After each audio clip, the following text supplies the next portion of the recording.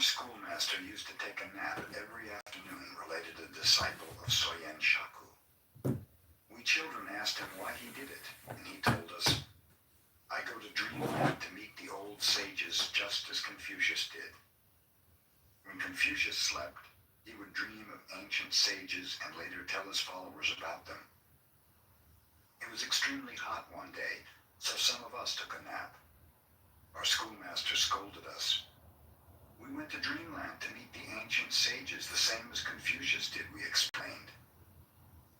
"What was the message from those sages?" our schoolmaster demanded. One of us replied, "We went to dreamland and met the sages and asked them if our schoolmaster came there every afternoon, but they said they had never seen any such fellow."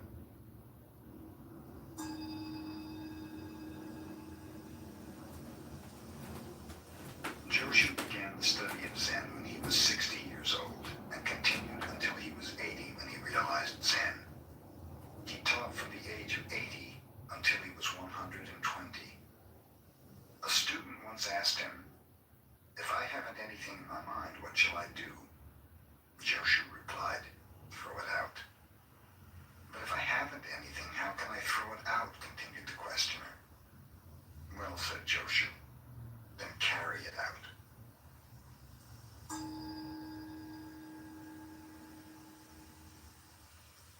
When Mamiya, who later became a well-known preacher, went to a teacher for personal guidance, he was asked to explain the sound of one hand.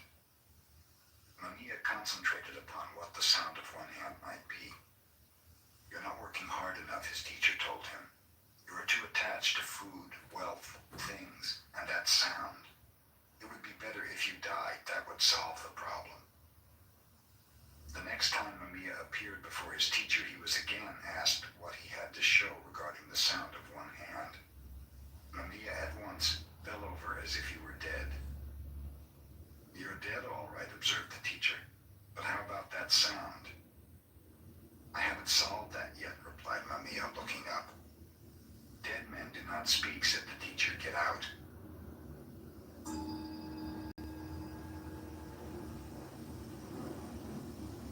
Tosui was a well-known Zen teacher at this time. He had lived in several temples and taught in various provinces. The last temple he visited accumulated so many adherents that Tosui told them he was going to quit the lecture business entirely. He advised them to disperse and to go wherever they desired.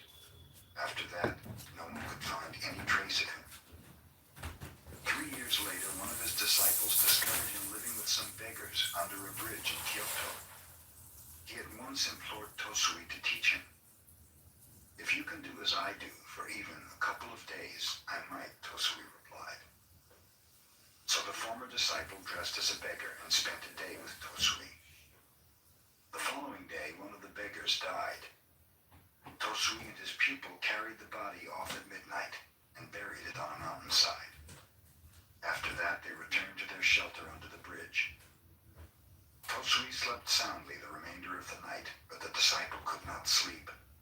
When morning came, Tosui said, "We do not have to beg food today. Our dead friend has left some over there." But the disciple was unable to eat a single bite of it. "I've said you could not do as I," concluded Tosui. "Get out of here and do not bother me again."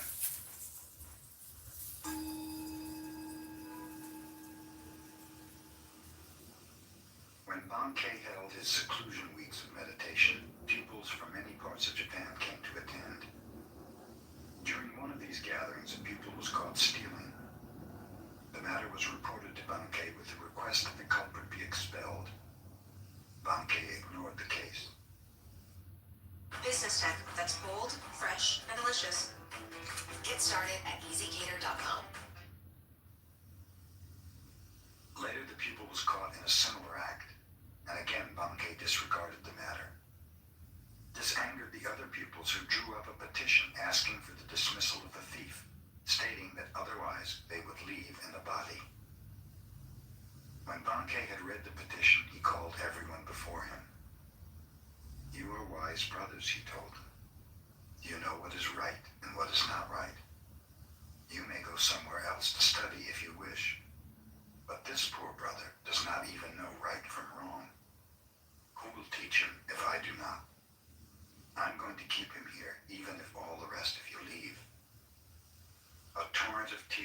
cleansed the face of the brother who had stolen. All desire to steal had vanished.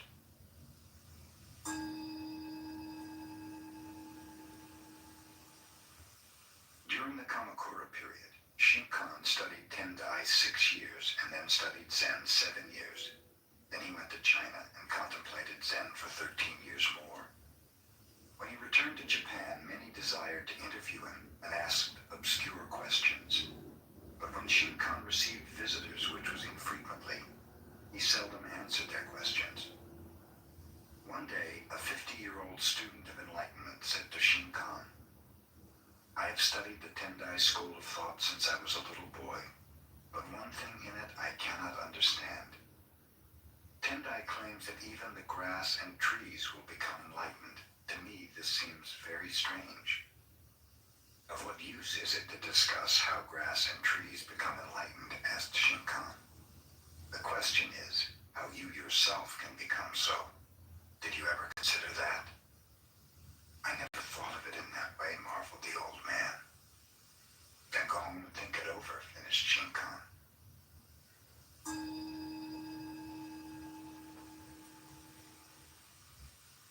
The Buddhist nun known as Ryonen was born in 1797. She was a granddaughter of the famous Japanese warrior Shingen. Her poetical genius and alluring beauty were such that at 17 she was serving the empress as one of the ladies of the court. Even at such a youthful age, fame awaited her. The beloved empress died suddenly, and Rhyonen's hopeful dreams vanished. She became acutely aware of the impermanency of life in this world. Tao Te Ching can be translated as the Book of the Imminence of the Way, or the Book of the Way and of how it manifests itself in the world, or simply the Book of the Way. Since it is already well known by its Chinese title, I have let that stand. About Lao Tzu, its author, there's practically nothing to be said. He may have been an older contemporary of Confucius, 551 to 479 BCE, and may have held the position of archive keeper in one of the petty kingdoms of the time. But all the information that has come down to us is highly suspect. Even the meaning of his name is uncertain. The most likely interpretations, the old master, or more picturesquely, the old boy. Like an Iroquois woodsman, he left no traces. All he left us is his book, the classic manual on the art of living, written in a style of gem-like lucidity, radiant with humor and grace, and large-heartedness and deep wisdom, one of the wonders of the world. People usually think of Lao Tzu as a hermit, a dropout from society, dwelling serenely in some mountain hut, unvisited except perhaps by the occasional traveler arriving from a 60s joke to ask, "What is the meaning of life?" But it's clear from his teachings that he deeply cared about society, if society means the welfare of one's fellow human beings. His book is, among other things, a treatise on the art of government, whether of a country or of a child.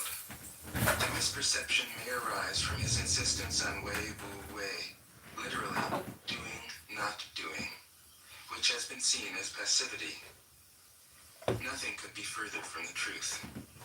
A good athlete can enter a state of body awareness in which the right stroke or the right movement happens by itself, effortlessly, without any interference of the conscious will. This is a paradigm for non-action, the purest and most effective form of action. The game plays the game. The poem writes the poem. We can't tell the dancer from the dance. Less and less do you need to force things, until finally you arrive at non-action. When nothing is done, nothing is left undone. Nothing is done because the doer has wholeheartedly vanished into the deed. The fuel has been completely transformed into flame. This nothing is in fact everything. It happens when we trust the intelligence of the universe in the same way that an athlete or a dancer trusts the superior intelligence of the body. Hence Lao Tzu's emphasis on softness. Softness means the opposite of rigidity and is synonymous with suppleness, adaptability, endurance. Anyone who has seen a Tai Chi or Aikido master doing not doing will know how powerful this softness is. Lao Tzu's central figure is a man or woman whose life is in perfect harmony with the way things are. This is not an idea, it is a reality. I have seen it. The master has mastered nature, not in the sense of conquering it, but of becoming it. In surrendering to the Tao, in giving up all concepts, judgments, and desires, her mind has grown naturally compassionate. She finds, deep in her own experience, the central truths of the art of living, which are paradoxical only on the surface, that the more truly solitary we are, the more compassionate we can be. The more we let go of what we love, the more present our love becomes. The clearer our insight into what is beyond good and evil, the more we can embody the good. Until finally she is able to say, in all humility, I am the Tao, the truth, the life. The teaching of the Tao Te Ching is moral in the deepest sense. Unencumbered by any concept of sin, the master doesn't see evil as a force to resist, but simply as an opaqueness, a state of self-absorption, which is in disharmony with the universal process, so that, as with a dirty window, the light can't shine through. This freedom from moral categories allows him his great compassion for the wicked and the selfish. Thus, the master is available to all people and doesn't reject anyone. He is ready to use all situations and doesn't waste anything.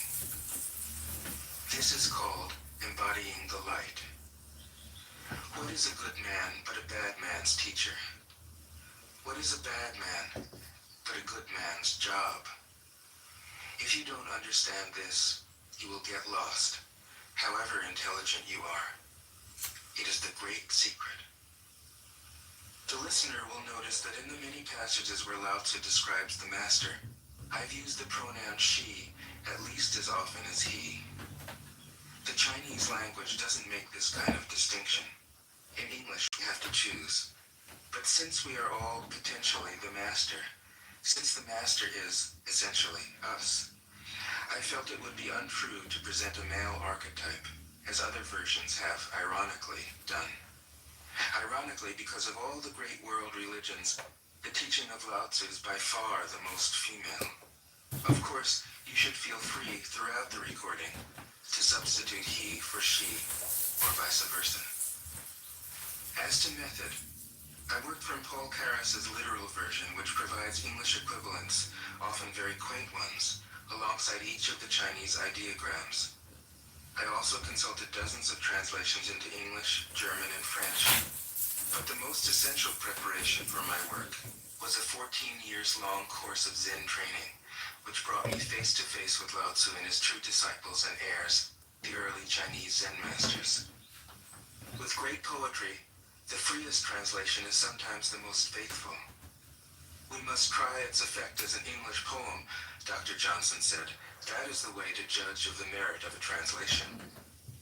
I have often been fairly literal, or as literal as one can be with such a subtle, kaleidoscopic book as the Tao Te Ching.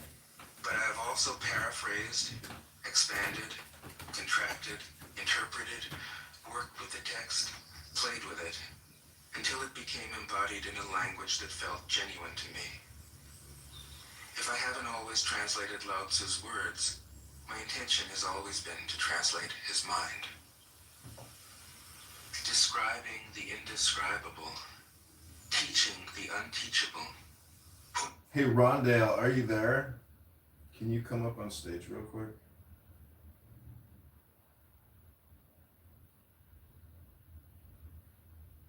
Rondale, are you there? Oh, Rondale left us. Okay. Pointing the way to the way.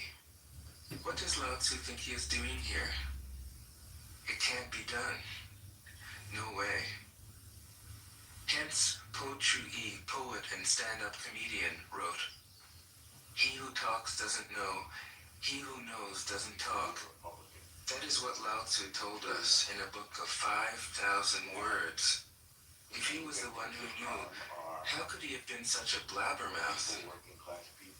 That's the problem with spiritual teachers. They have to be blabbermouths. But their words are, in a traditional Buddhist metaphor, fingers pointing at the moon. If you watch the finger, you can't see the moon. How meticulous the great masters had to be. A monk asked Matsu, "Why do you teach mind is Buddha?" Matsu said, Like this guy's like he's not that intelligent. Guy who doesn't really know what he's talking. I mean, you're like half right. You guys got your show going on, huh? Who's this toast? Oh, look at this crew. Look at the people on this boat. Abby SeaWorld.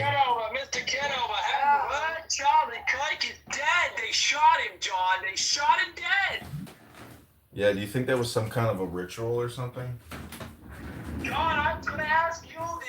Did you put a hit on this man? Charlie Kirk, I tell you, all the boomers in my life, they're telling me they love Charlie Kirk. I didn't even know this guy was popular.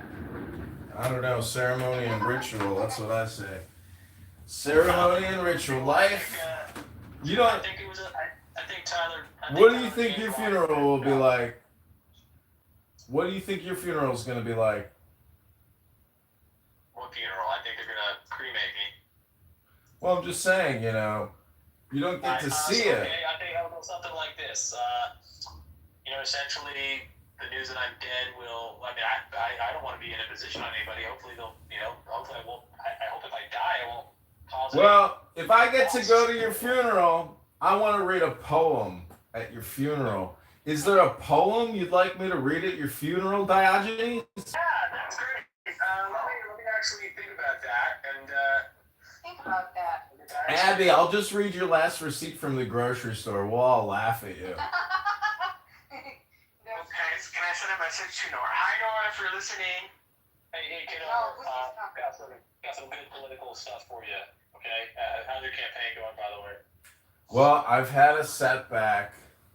We had somebody commit fraud against the campaign, and they stole $1,300, and now they ghosted us. But they claim, and we saw the photos.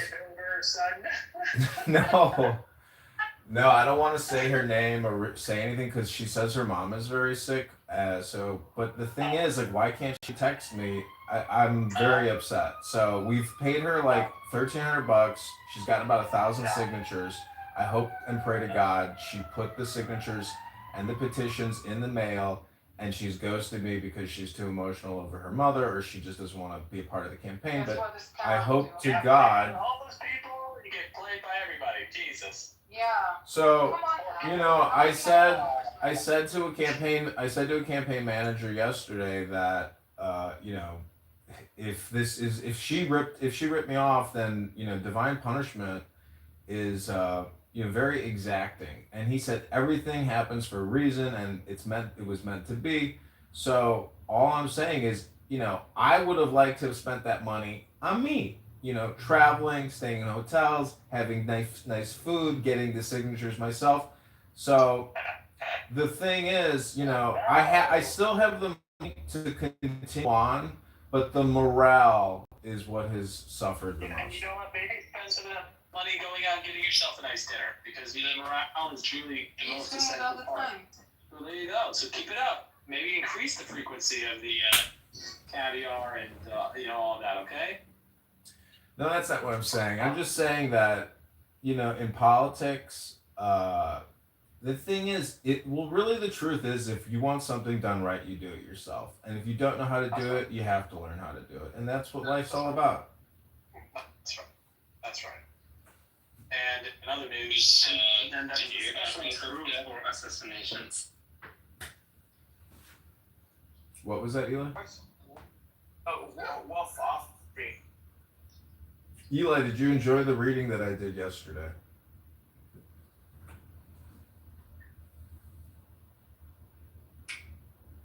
Can you hear me? Yeah, I asked you a question. You didn't answer it. What was the question? I was reading a book yesterday to Eli because he wanted to create a room about brain rot, and I said, "Well, let me help, you know, add to the brain rot deficiency and add some information." And so he listened, but then he started talking, and then I just hung up the phone. The funny thing is that I was completely silent, I think, and he, in the middle of reading something, he disappeared. Yeah, he does that. Why are people coming in and out? Is this thing glitching or something? No, No, people are cowards and they can't get their dopamine filled the way they want it, so they pop in, they pop out. They have no purpose, no goal, no real information to share. Is that you? No, I think there's a glitch going on. So, what was the question, Diogenes? I'm asking about Charlie Kirk's death. Yeah. Yeah, what about it, John? I don't have anything to add other than, You're dumbass. there are two words you can't say in society, polite society. It's the enough or NF word or FN words. F word, N word, N word, F word. Okay. So all I'm trying to say is the individual who shot Charlie Kirk most definitely was a lot like Obama, and Obama is a super F word and a super N word. So Whoa. that's all I'm trying to say is that super N word, super F word, who says that Donald Trump and Secretary Kennedy are putting out medical misinformation about Tylenol. All I'm trying to say is that he is a super F word and a super N word, and the individual who killed Charlie Kirk is definitely a super F word. Trump does put Okay. Thank you so much for that contribution to everything. And if you are a pregnant female, Buttercup, even though I know you ass probably can't even get pregnant because you're triple vax, all I'm trying to say, Buttercup, is if you pregnant and you haven't created a TikTok or an Instagram reel yet of you taking Tylenol, you should consider it. only to behave like a ham. I'm just saying, ladies, taking Tylenol with a fake, put a pillow in your stomach or something. Put a pillow in your stomach, shoot a little reel, and say, "I'm taking Tylenol." Yeah, how come you don't tell him he's on Adderall? Are you going to He's show already cried his brain. your new findings? What was that? Yeah, Kitover knows the truth. He must have understood it as soon as he saw that Charlie Kirk was still legitimate. Yeah, John, did you know that? No, what? No, what about that? What about that? What about that? So think about that. Well, about that, think about what you think about. Think about that. Think about yourself thinking about that. Did you know that Charlie Kirk's children aren't his, John? Charlie Kirk's children are not his children?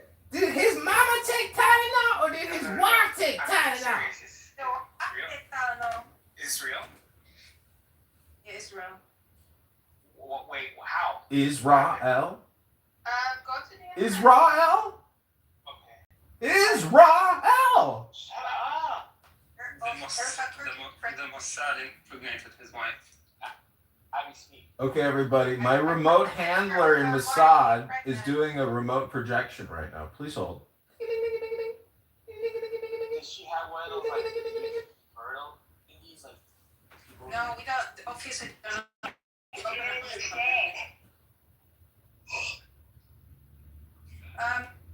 yeah, can you find me a picture of Erica Kirk being pregnant on the internet? I'll do it right now. Okay, thank you. It's all just a show. It's theater. In fact, it's the new motion picture of the 2025. How is The your- motion your- picture event you've been waiting for. Its surface is barren. How does John know the truth when he wears the pants? Its true strength hidden. Because he was consulted. Its foreboding desert conceals the power to hold space, Do you think he got money? to slow time, Yeah. to send the mind where the body cannot go.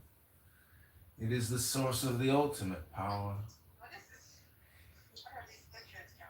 It is the deadly battleground where a young leader will emerge to command an army of 6 million Jewish warriors against the tyrannical force that threatens to enslave the universe. It is the clash for the greatest prize of all, the planet called Clubhouse Dune, a world beyond your experience, beyond your imagination. The planet called Dune. I'm reading the movie poster inside of my office here for Dune. You like Star Wars? Of course, it's about the Force.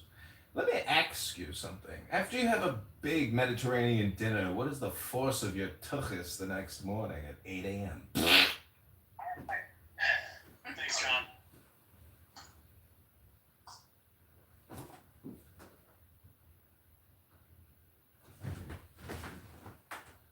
To stop a baby from crying, the monk said.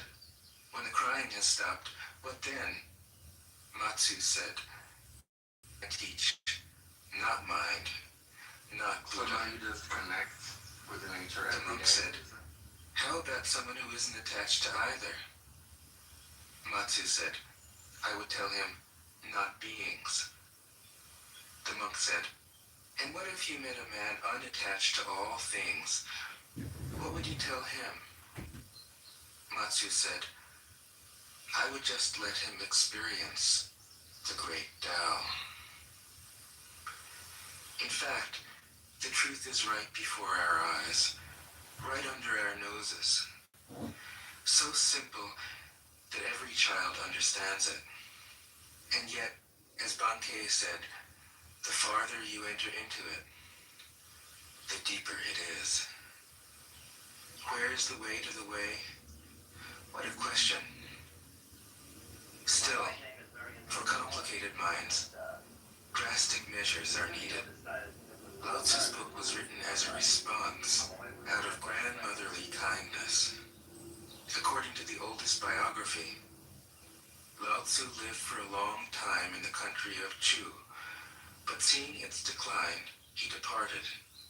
When he reached the frontier, the guard said, since you were going away, sir, could you write a book to teach me the art of living?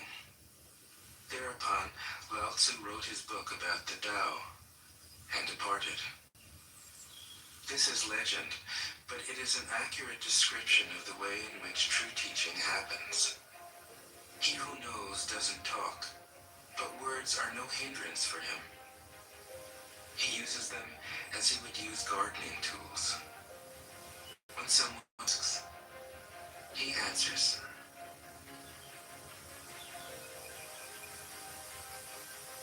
Tao Te Ching. 1. The Tao that can be told is not the eternal Tao. The name that can be named is not the eternal name. The unnameable is the eternally real. Naming is the origin of all particular things. Free from desire, you realize the mystery. Caught in desire, you see only the manifestations. Yet mystery and manifestations arise from the same source. This source is called darkness. Darkness within darkness. The gateway to all understanding. 2.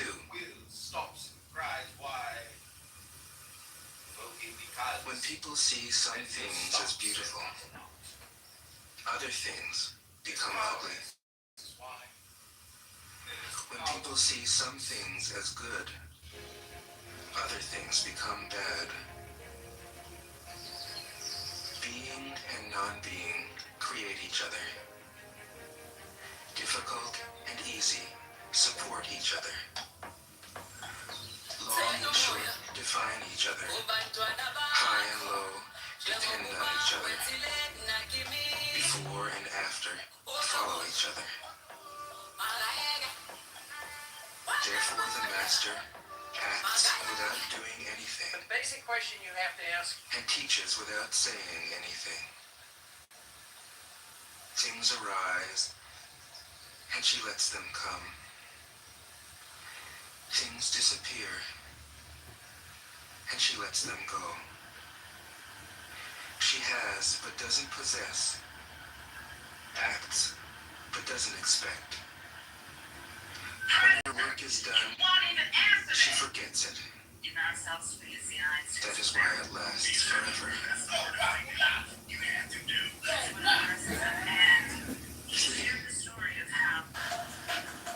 If you overesteem great men, people become powerless.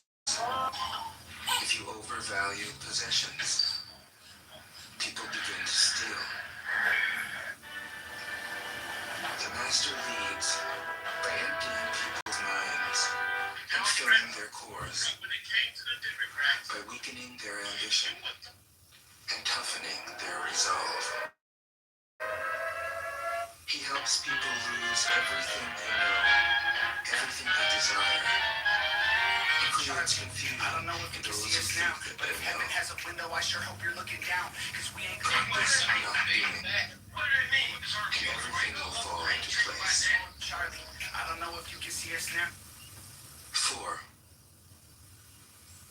The Tao is like a well, used but never used up. It is like the eternal void, filled with infinite possibilities. It is hidden, but always present. I don't know who gave birth to it. It is older than God.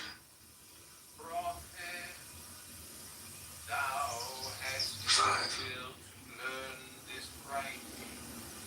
The Tao doesn't take sides. It gives birth to both good and evil. The master doesn't take sides. She welcomes both saints and sinners. The Tao is like a bellows. It is empty, yet infinitely capable. The more you use it, the more it produces. The more you talk of it, the less you understand. Hold on to the center. 6. The Tao is called the Great Mother. Empty, yet inexhaustible. It gives birth to infinite worlds. It is always present within you. You can use it any way you want. 7. The Tao is infinite, eternal. Why is it eternal? It was never born, thus it can never die. Why is it infinite? It has no desires for itself, thus it is present for all beings. The master stays behind. That is why she is ahead. She is detached from all things. That is why she is one with them. Because she has let go of herself, she is perfectly fulfilled. 8. The supreme good is like water, which nourishes all things without trying to. It is content with the low places that people disdain. Thus, it is like the Tao. Indwelling Move close to the ground. In thinking, keep to the simple. In conflict, be fair and generous. In governing, don't try to control. In work, do what you enjoy. In family life, be completely present. When you are content to be simply yourself and don't compare or compete, everybody will respect you.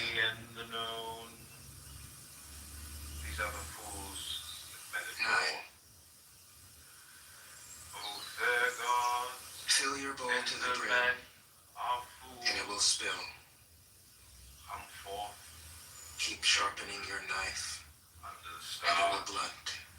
Take your fill of love.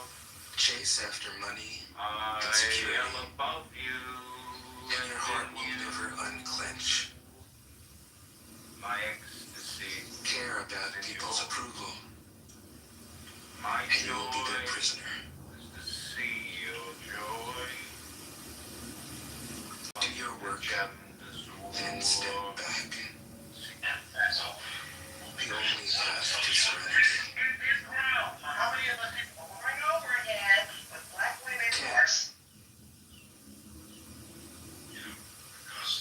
Can you coax your mind from its wandering and keep to the original oneness? Can you let your body become supple as a newborn child's? Can you cleanse your inner vision until you see nothing but the light? Can you love people and lead them without imposing your will? Can you deal with the most vital matters by letting events take their course? Can you step back from your own mind and thus understand all things? Giving birth and nourishing. Having without possessing. Acting with no expectations. Leading and not trying to control. This is the supreme virtue. 11. We join together in a wheel. All right, Rondell, welcome to public meditation. But it is the emptiness inside that holds what it. Yeah. What's your name again, Rondell? Rondell. No, your real name. All communications, hypnosis. You don't want to say it, huh? I'm focused. I remember what your name is, actually. It's not Michael, is it? No. It starts with It starts with an A. But are we doing a meditation today to relax? Yeah, we're gonna film some content here. All right, world premiere 2025. Let's go.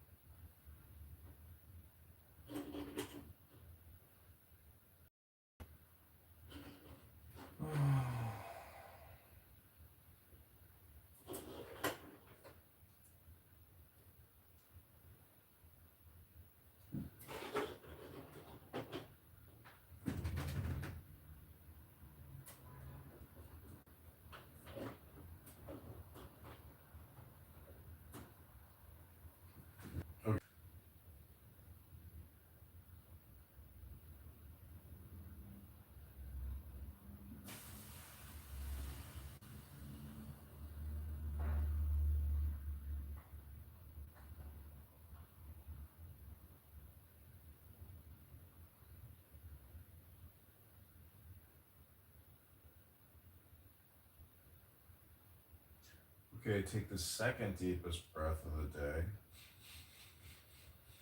Hold it for 10.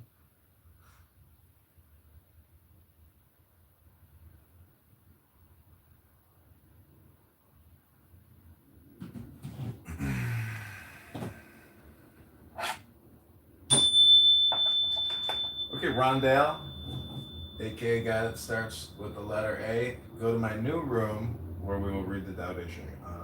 Oh wait, replays are on in a public room? Holy shit.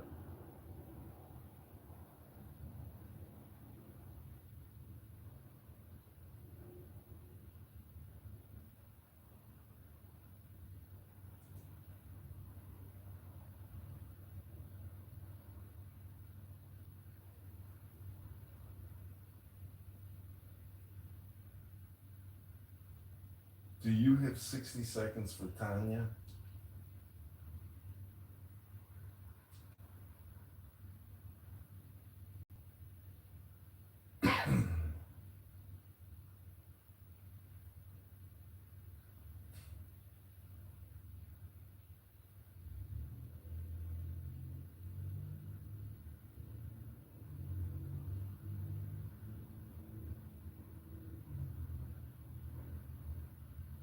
Okay, this is Tao book.